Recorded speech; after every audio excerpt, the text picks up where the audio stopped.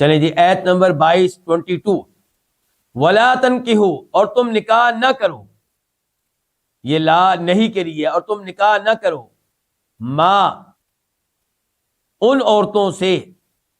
ماں کا میں نے عورتیں بھی ساتھ کر دیا کیونکہ آگے کیا آ رہا ہے، من النساء آ رہا ہے نا آگے، وہ من النساء اسی ماں کا کی وضاحت ہے، وہ النساء سے پہلے جو من ہے وہ من بیانیہ ہے، یعنی کہ تم نکاح نہ کرو ان عورتوں سے جن سے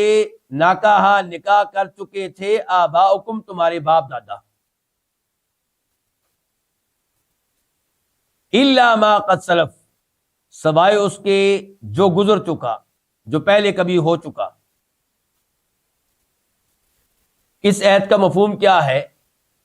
آپ کو معلوم ہے کہ عربوں میں ایک سے زائد شادیاں کرنے کا رواج تھا۔ اب جب باپ فوت ہو جاتا تو اس کا بیٹا بسا اوقات اپنے باپ کی اس بیگم سے شادی کر لیتا جو اس کی ماں نہیں ہوتی تھی، یعنی کہ باپ کی دوسری بیوی سے، تیسری بیوی سے، اور وہ بھی کئی دفعہ جوان ہی ہوتی، تو یہ لڑکا اس کو اپنے نکاح میں لے لیتا۔ تو اللہ تعالیٰ نے اس کو جرم قرار دیا اور اس سے منع کر دیا، اس کو حرام قرار دیا، فرمایا تم نکاح نہ کرو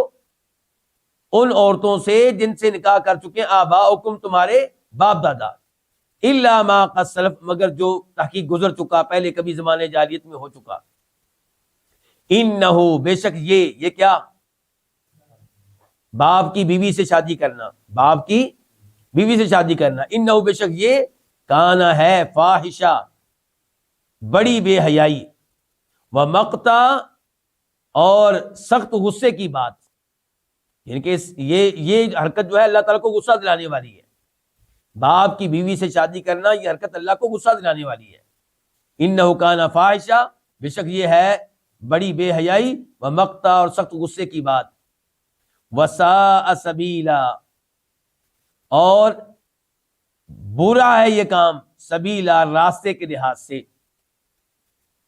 اور یہ کام برا ہے راستے کے لحاظ سے، یعنی کہ اگر اس راستے پہ آپ چلیں گے تو پھر اسی راستے پہ ممکن ہے کل کو آپ کا بیٹا چلے، وہ آپ کی بیوی سے شادی کرے، تو یہ برا راستہ ہے، اس راستے پہ نہیں چلنا۔